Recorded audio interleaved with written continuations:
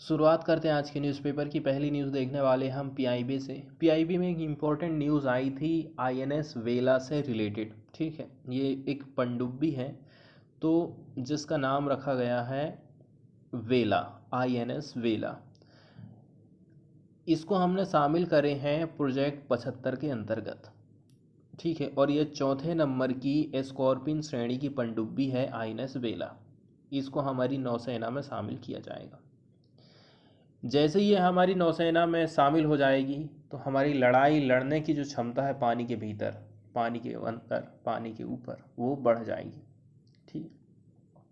Project 75 में Scorpene design की हमें 6 पनडुब्बी बनाना था। कौन कौन सी थी? 3 पनडुब्बियाँ कलवरी, खंडेरी, करंज। ये पहले ही हम अपनी सेना में शामिल कर चुके हैं। ठीक है, और चौथे नंबर की आ गई थी वेला, आईएनएस वेला। 25 नवंबर 2021 को ये शामिल कर ली गई। अब यदि हम बात करें इसके निर्माण की, तो इसका निर्माण किया है Mazagon dock ship builders limited ने messrs naval group of France के सहयोग से इसका निर्माण करा है। आईएनएस वेला का पिछला अवतार की आप बात करोगे तो 31 अगस्त 1973 को सेवा में शामिल करा गया था और 25 जून 2010 को इसको रिटायर कर दिया गया। 37 साल इसने हमारे देश की सेवा करी। इसके अलावा हमें देखना है कि प्रोजेक्ट 75 क्या है।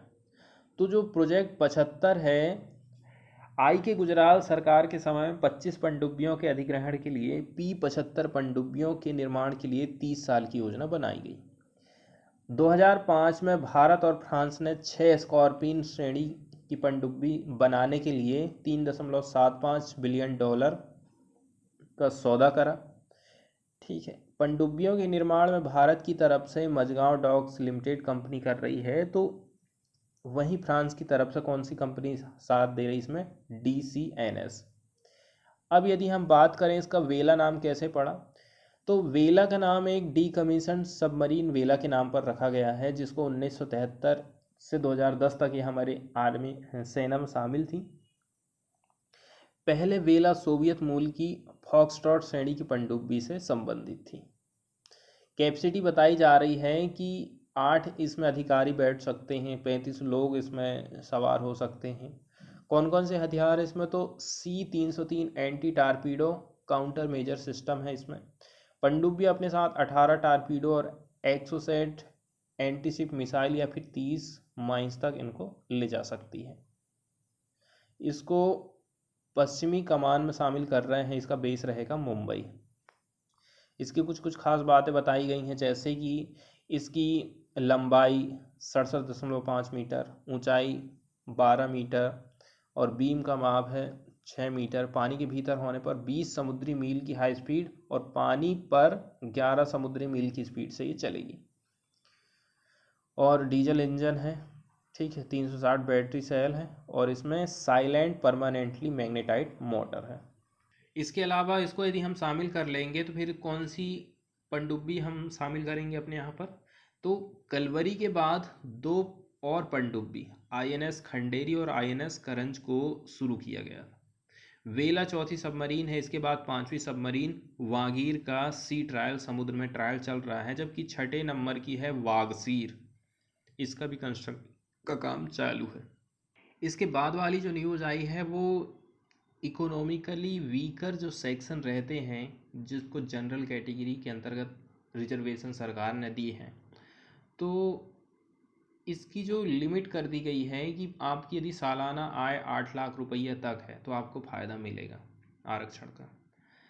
ये जो लिमिट है, इस लिमिट पर केंद्र सरकार फिर से विचार कर सकती है। ठीक है, केंद्र सरकार ने सुप्रीम कोर्ट से अभी इसके लिए टाइम मांगा है। केंद्र सरकार ने सुप्रीम कोर्ट को बताया कि उसने आर्थिक रूप से कमज़ोर वर्ग, मतलब जनरल कैटेगरी के गरीब लोगों के लिए 8 लाख रुपया की वार्षिक आय सीमा निर्धारित कर दी है। इस पर वो फिर से विचार कर सकती है और इस संबंध में 4 हफ्ते के भीतर एक नया डिसीजन लिया जाएगा। तो इन्होंने आश्वासन दे दिया है कि नीट प्रवेश के लिए काउंसलिंग 4 हफ्ते की अवधि के लिए स्थगित हो जाएगी, क्योंकि सरकार की तरफ से जवाब आ रहा है। तो ये जो है ना, रिजर्वेशन से ही रिलेटेड है, इसलिए इसकी जो काउंसलिंग है ना उसको अभी रोक दिया गया है।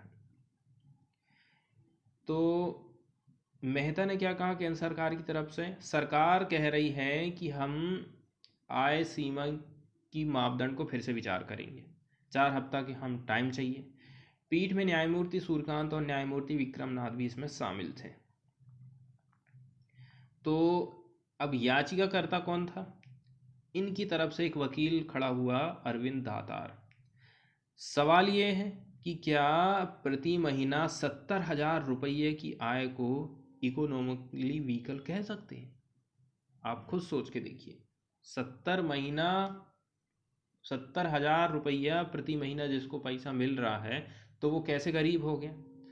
सीमा मुद्दे के पहलू पर न्यायमूर्ति कांत कह रहे हैं कि इस पर काम होना चाहिए। पीठ ने सुझाव दिया है कि केंद्र अगले साल इसके लिए आवेदन कर सकता है। एक बात और थी जो सुप्रीम कोर्ट ने सरकार से पूछा है, देखो ओबीसी कैटेगरी और जनरल कैटेगरी के गरीब लोग दोनों के लिए आपने 8 लाख रुपया की सीमा तय कर दी है कि सालाना 8 लाख रुपये यदि इनकम है, 8 लाख से ये इनकम ज़्यादा नहीं होना चाहिए, ज़्यादा होगी तो आपको रिजर्वेशन का फ़ायदा नहीं मिलेगा। तो इसके लिए भी क्वेश्चन करा था कि आपने दोनों कैटेगरी को एक ही छूट दे रखी है, तो ये मनमानी तो नहीं कर रहे हैं आप? क्योंकि पहले सामाजिक और शैक्षिक पिछड़ेपन की कोई अवधारणा नहीं है। इसके बाद वाली न्यूज़ हम देखने वाले हैं मनरेगा से रिलेटेड है। अभी कुछ समय पहले हमने न्यूज़ देखे थे कि कई सारे स्टेट लोग डिमांड कर रहे थे कि हम लोग जितना खर्च करना चाहिए उससे ज़्यादा खर्च कर चुके हैं। दोनों लोग मिलकर के इस स्कीम में पैसा फंसाते हैं, केंद्र सरकार भी देती है, राज्य सरकार भी देती। ज़्यादातर पैसा जो है केंद्र सरकार की तरफ से दिया जाता है। 90 और 10 के अनुपात में ये पैसा मिलाया जाता है इसमें। तो माइनस में चली गई थी वो राशि, मतलब हम एक्स्ट्रा खर्च कर चुके हैं, एक्स्ट्रा। अब काम तो हमने करवा लिए हैं, मज़दूरों को हम पैसे नहीं दे पा रहे हैं, ये कंडीशन आ गई थी। तो जब ये न्यूज़ आई तब सरकार ने फिर देखा और अभी कुछ और जो पैसा है ना उसको रिलीज़ किया है। पिछले साल की यदि हम तुलना करेंगे ना तो इस बार मनरेगा के तहत कम पैसा अलॉट किया गया था। कहा गया था कि ज़्यादा लॉकडाउन तो लगा नहीं है तो ज़्यादा पैसे की देने की ज़रूरत नहीं है, इसलिए सरकार ने बजट में मनरेगा स्कीम में कम पैसा निर्धारित करी थी। मनरेगा का पूरा नाम है महात्मा गांधी राष्ट्रीय रोजगार गारंटी योजना। पहले इसको राष्ट्रीय रोजगार गारंटी योजना कहते थे, नरेगा, NREGA। केंद्र सरकार ने इसकी शुरुआत 2 अक्टूबर 2005 को करी थी। इसे राष्ट्रीय ग्रामीण रोजगार गारंटी अधिनियम के अंतर्गत रखा गया था। इस योजना को गांव के लोगों की क्रय शक्ति को बढ़ाने के उद्देश्य से शुरू करा गया। मतलब कि लोग काम करेंगे, हम उनको पैसा देंगे, उनके हाथ में पैसा आएगा तो लोग चीज़ें खरीदेंगे, उनकी क्रय शक्ति को बढ़ाने के हिसाब से उसको शुरू किया गया था। 31 दिसंबर 2009 को इसका नाम बदल दिया गया, महात्मा गांधी राष्ट्रीय रोजगार गारंटी योजना कर दिया गया। मनरेगा योजना में ग्रामीण लोगों को अपने परिवेश में ही, आसपास के एरिया में ही मजदूरी मेहनत का काम मिल जाता है। इसके तहत 100 दिन की सरकार गारंटी देती है कि 100 दिन का हम आपको काम देंगे। 15 दिन के भीतर आपको जॉब कार्ड बनने के बाद 15 दिन के भीतर यदि आपको काम नहीं मिला तो उसके लिए आपको भत्ता मिलेगा। इस योजना में मजदूरी का भुगतान बैंक या डाकघर के माध्यम से बचत खातों की द्वारा किया जाता है। ज़रूरत पड़ी तो कैश भी दिया जा सकता है। इस योजना के अंतर्गत कई सारे काम कराए जाते, जैसे कि जल संरक्षण, कहीं पर तालाब बना दिए, बांध बना दिए, नहरें बना दी गई, भूमि विकास के कार्यक्रम हो सकते हैं, मेड़ बंधान का काम, विभिन्न तरह के घरों का निर्माण, लघु सिंचाई, बागवानी, ग्रामीण संपर्क मार्ग निर्माण, कोई भी ऐसा काम जिसे केंद्र सरकार राज्य सरकारों से सलाह लेके अधिसूचित करेगी।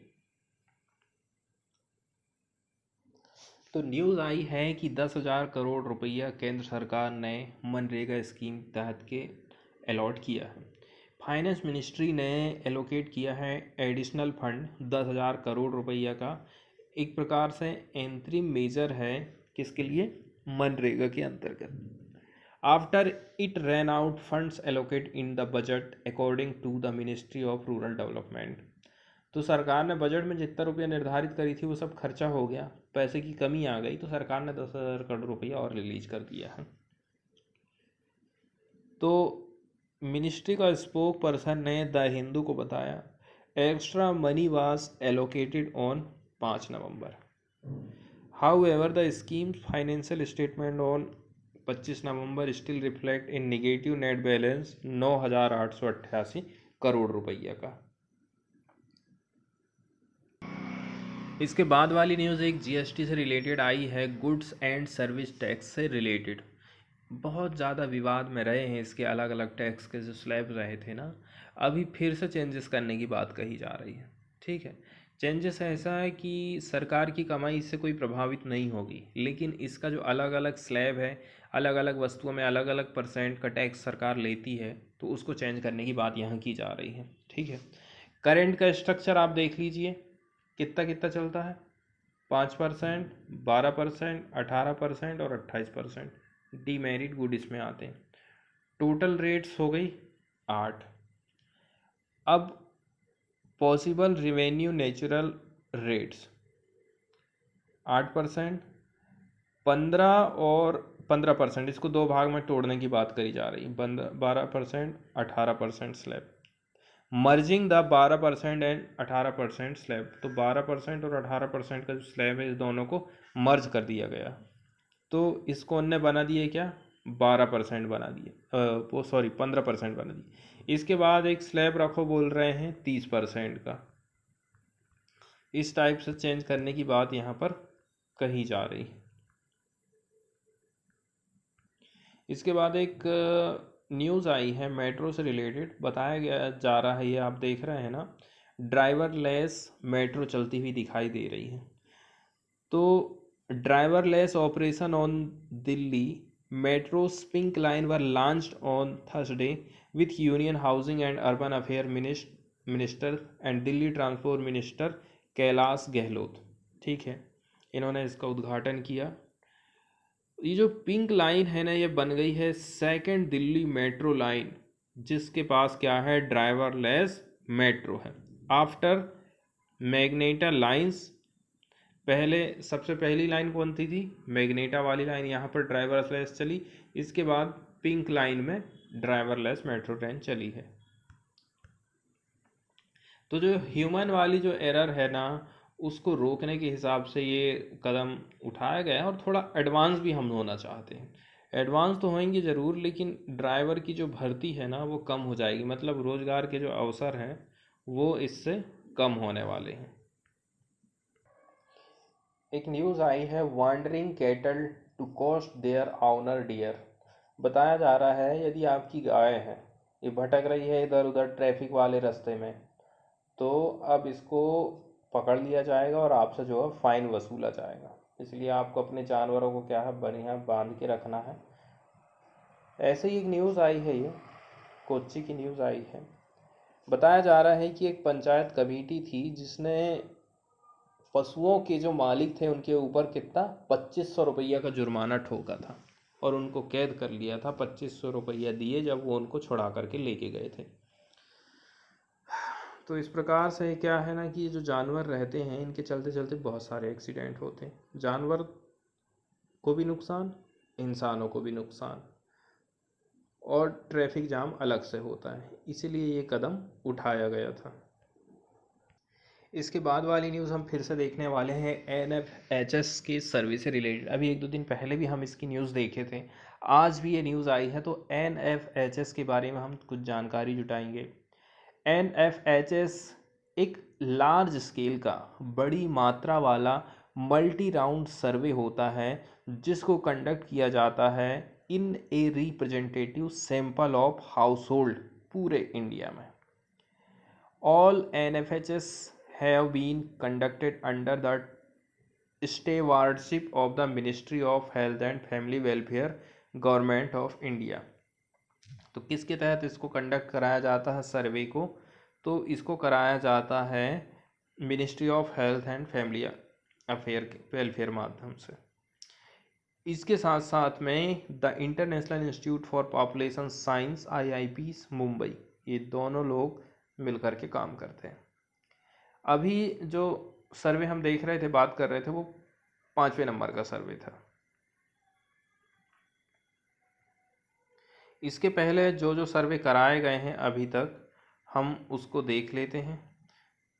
कब से ये स्टार्ट हुआ था, कितने सर्वे अभी तक हो चुके थे। अभी तक ना 4 सर्वे हो चुके हैं और ये 5वें नंबर का था। 1992, 93, 98, 99, 2005, 6 और 2015, 16 में इनको कंडक्ट कराया गया था। अब हम चलते हैं न्यूज़ की तरफ और न्यूज़ देख लेते हैं कौन कौन सी बातें यहाँ पर बात बताई गई हैं। बताया जा रहा है कि NFHS says women out number man. ठीक है, 5वें नंबर का एडिशन जो था NFHS का, ये कंफर्म करता है sign of a demographic shift in India. Demographic shift हो रहा है हमारे इंडिया में, इसको बताया गया है। सेक्स रेशो की बात करी जाती है यहाँ पर, ग्रोइंग इन नंबर्स। 23 राज्य और union territory, sex ratio was more than 1000। Example, more women than man in total population in 6 state और यूनियन टेरिटरी। शामिल था कौन कौन? Delhi, Punjab. Sex ratio was less than 950। तो इस प्रकार से हमें चेंजेस देखने को यहाँ पर मिल रहे हैं सेक्स के रेशो, मतलब महिलाएं और पुरुष की संख्या की यहाँ पर तुलना करी जा रही है। रेड रेड जो दिखाया जा रहा है वो बता रहा है कि सेक्स रेशो में कोई खास वृद्धि देखने को नहीं मिली है। रेड में है पंजाब 938, और इधर गुजरात की भी कंडीशन ख़राब है, 965 है। केरला ग्रीन में है, यहाँ पर प्रति 1000 पुरुष पर 1121 महिलाएं हैं। तमिलनाडु भी ग्रीन में है, इधर छत्तीसगढ़ सब ग्रीन में दिखा रहा है। तमिलनाडु 1088, तेलंगाना 1049। तो ये 5वें नंबर का NFHS का सर्वे है, इसने कंफर्म कर दिया है signature of demographic shift in India. किस प्रकार का डेमोग्राफिक चेंजेस? पहले नंबर का यदि आप सर्वे देख लो, जिसको 1992 में चालू करा गया था, तो इधर क्या था, 1020 वुमेन थी, 1000 मैन थे। द लास्ट एडिशन यदि हम बात कर लें 2015-16, तो वहाँ पर हो गई 991 वुमेन और 1000 मैन। अब only decadal census is considered the official marker of population trend in India and has a wild surveillance program. The NFHS survey are smaller लेकिन are conducted at the district level and are pointier to the future। बताया जा रहा है कि ये जो छोटे level पर होता है NFHS का सर्वे, लेकिन आप जो है डिस्ट्रिक्ट के लेवल से जानकारी उठा रहे हो, ठीक है, इसलिए इसका डेटा काफ़ी महत्वपूर्ण रहता है। Only improve. बताया जा रहा है कि sex ratio 8 birth for children born in the past 5 year only improve from 919 से 919 पर 1000 मेल्स। 1000 हैं पुरुष, 919 हैं महिलाएं। इन 2015 से हो गया 929, 1000 पुरुष पर 929 महिलाएं। इसका मतलब ये हो गया है कि देखो, कोई बच्चा जन्म ले रहा है तो वो लड़का है यदि, तो वो ज़्यादा जीवित रहेगा, और यदि वो लड़की रही तो ज़्यादा जीवित नहीं रह पा रही। यही बात यहाँ पर हमको समझाई गई है। मोस्ट इंडियन स्टेट्स और union territories had more women than man, ऐसा NFHS 5वें नंबर का सर्वे बताता है। जैसे कि फीवर वुमेन देन मैन है, उनमें कौन कौन शामिल है? जहां महिलाएं कम है पुरुष ज़्यादा है, तो गुजरात, महाराष्ट्र, अरुणाचल प्रदेश, हरियाणा, मध्य प्रदेश, पंजाब और जम्मू एंड कश्मीर, चंडीगढ़, दिल्ली, अंडमान निकोबार आइलैंड, दादरा नगर हवेली और लद्दाख। यहाँ की कंडीशन खराब है। फिर भी यदि देखा जाए तो कुछ कुछ इम्प्रूवमेंट दिखा है हमको पॉपुलेशन इंक्रीज ऑफ वुमेन में। अब टोटल फर्टिलिटी रेट के बारे में भी यहाँ पर बात बताई गई है, ठीक है। Also so that India is on its way to stabilizing its population. Population भी कंट्रोल करने के लिए थोड़ा थोड़ा अच्छा काम हमारे यहाँ पर हो रहा है, क्योंकि यहाँ टोटल फर्टिलिटी रेट भी जो है ना थोड़ा कम हुआ है। TFR ऑफ लेस देन 2.1, या फिर एक women on average bearing 2 children over a lifetime. suggests that an existing generation of a people will be exactly replaced. 2.1 का टोटल फर्टिलिटी रेट यहाँ पर बताया जा रहा है। और कुछ कुछ बातें हैं यहाँ पर, जैसे anything less than 2 suggests an eventual decline in population over the time. कुछ स्टेट हैं, बिहार, मेघालय, मणिपुर, झारखंड, उत्तर प्रदेश, यहाँ पर महिलाएं ज़्यादा बच्चों को जन्म देती हैं। ठीक है, यहाँ एक महिला 2 बच्चों से ज़्यादा को जन्म देती है। और बताया जा रहा है Bihar has a TFR of 3, यहाँ तो एक महिला 3 बच्चे को जन्म देती है। Is an improvement from 3.4। पहले चौथे नंबर का जो सर्वे था उसमें 3.4 था, अभी इसमें इम्प्रूवमेंट देखने को मिला है तो वो 3 हुआ है। इसके अलावा यदि हमारी जो जनसंख्या वह इसी प्रकार से बढ़ते जाती है तो आने वाले टाइम में हम चाइना को भी पीछे छोड़ने वाले हैं। ठीक है, इसमें बताया जा रहा है कि 1.6 बिलियन से लेके 1.8 बिलियन हो जाएगी 2040 से 50 के बीच में। और चाइना का तो हम देख ही रहे हैं, चाइना ने तो बल्कि उल्टा काम कर दिया, कह रहा है कि आप एक ही बच्चे मत रखिए, 2 बच्चे 3 बच्चे रखिए, ऐसा चाइना का कहना है। फिर भी हम उससे आगे बढ़ जाएंगे। और तो केरला के बारे में बताया जाता है कि वहाँ का सेक्स रेशो कैसा है, 1121 महिलाएं हैं वहाँ 1000 पुरुष में। इम्प्रूवमेंट भी यहाँ पर देखने को मिला है, 1049 था पहले, जो कि 1121 हो गया है बढ़ करके 5वें नंबर के सर्वे में। टोटल फर्टिलिटी रेट भी देखोगे ना तो इंक्रीज हुई है टू 1.8, पहले थी 1.6।